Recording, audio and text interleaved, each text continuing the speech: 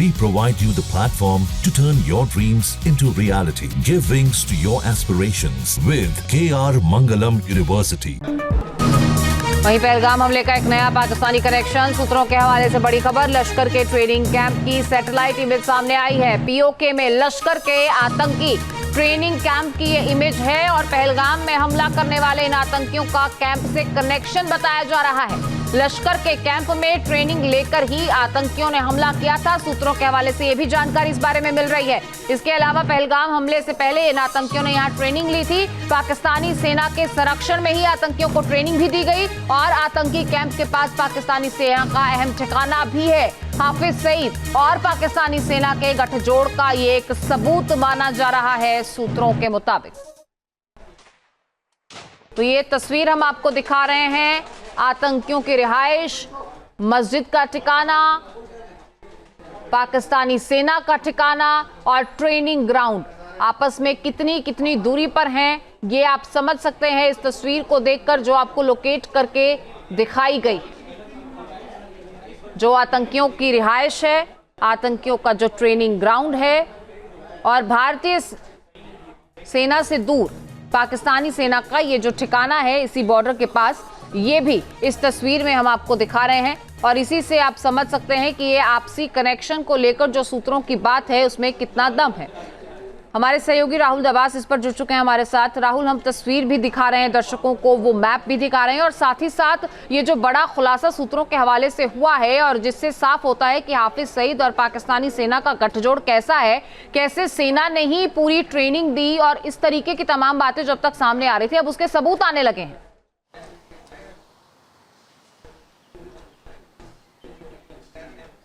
बिल्कुल अमृता, कुल मिलाकर के तीन चीज़ें हैं जो नई निकल के आई है। पहला तो ये कि 42 टेरर कैंप है जो फिलहाल पीओके में चल रहे हैं, उन्हीं में से एक टेरर कैंप ये बताया जा रहा है। जंगल मंगल ट्रेनिंग कैंप यानी आतंकियों को सिखाने वाली जगह ये बताई जाती है। और खैबर पख्तूनख्वा जो प्रांत है जिसकी कैपिटल के तौर पर इस्लामाबाद को भी देखा जाता है, उसके बेहद पास में ये बताया जाता है। इसमें भी दो तीन चीज़ खास है।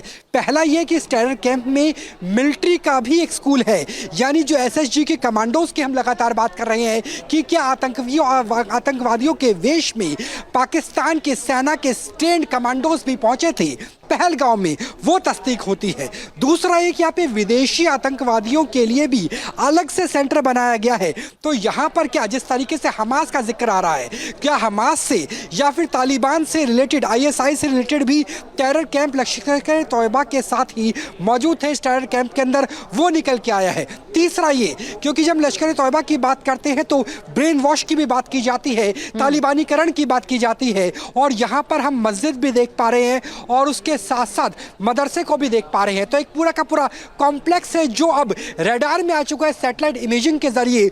और निश्चित मान के चलिए कि जिस तरीके से ऑपरेशन बालाकोट में सर्जिकल स्ट्राइक हुई थी, एयर रेड की गई थी मिराज 2000 के द्वारा, तो निश्चित तौर से अगर ये टेरर कैंप अभी तक जो हमें सूत्र बता रहे खाली करवा लिया गया है, अगर ये खाली नहीं होता तो ये भी भारत के सर्जिकल स्ट्राइक की जद में हो सकता था। जी बिल्कुल, जाहिर तौर पर जो सैटेलाइट इमेजेस सामने आई हैं जहां ये ट्रेनिंग कैंप भी दिख रहा है, जहां अन्य तमाम चीजें जिनका आपने जिक्र किया वो भी दिखाई दे रही हैं, इस सैटेलाइट इमेज को थोड़ा सा और अगर तफसीलात आप इसकी बता पाएं।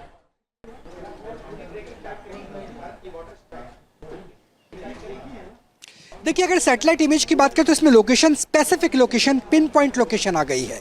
दूसरी चीज़ ये कि अब जो सूत्र बता रहे हैं कि इस टेरर कैंप को खाली करवा दिया गया है।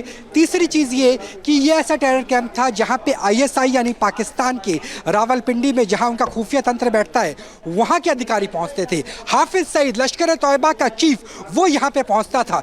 टीआरएफ के नाम पर मुखौटा बनाया जाता था और यहाँ पर विदेशी आतंकवादी भी साथ में होते थे। यहाँ पर तालिबान की तरफ और हमास की तरफ, दोनों की तरफ सीधे तौर पर निशाना है, इशारा है। तो ये तीन चार चीज़ें जो निकल के आती है जो अब स्पष्ट हो गई सैटेलाइट इमेजिंग के जरिए। और जो बड़ा सा ग्राउंड नजर आ रहा है न्यूज़ नेशन की स्क्रीन पर, दरअसल ये वही ग्राउंड है जहां पे असॉल्ट राइफल, चाहे वो AK-47 हो, AK-56 हो या M4 का जिक्र कर लिया जाए, क्योंकि M4 अमेरिकन हथियार है जिस हथियारों का इस्तेमाल तालिबान के खिलाफ काफ़ी किया गया था। और जब 15 अगस्त को तालिबान से डर करके अमेरिकन भाग गए थे तो उसके बाद तालिबान के पास भी वो हथियार हथियार थे, वो तमाम हथियार और जो चाइनीज सैटेलाइट फोन हुआवे का जिक्र करें तो उसके लिए भी एक पूरा का पूरा कॉम्प्लेक्स है, एक कॉम्प्लेक्स है जिसे हम टेरर के फंडिंग के तौर पे भी देख सकते हैं और टेरर की ट्रेनिंग के तौर पे भी देख सकते हैं इस जी। पूरे कंपाउंड को लेकर के। जी न्यूज नेशन अब व्हाट्सएप पर खबरों के ताजा अपडेट के लिए न्यूज नेशन के इस क्यूआर कोड को स्कैन करें।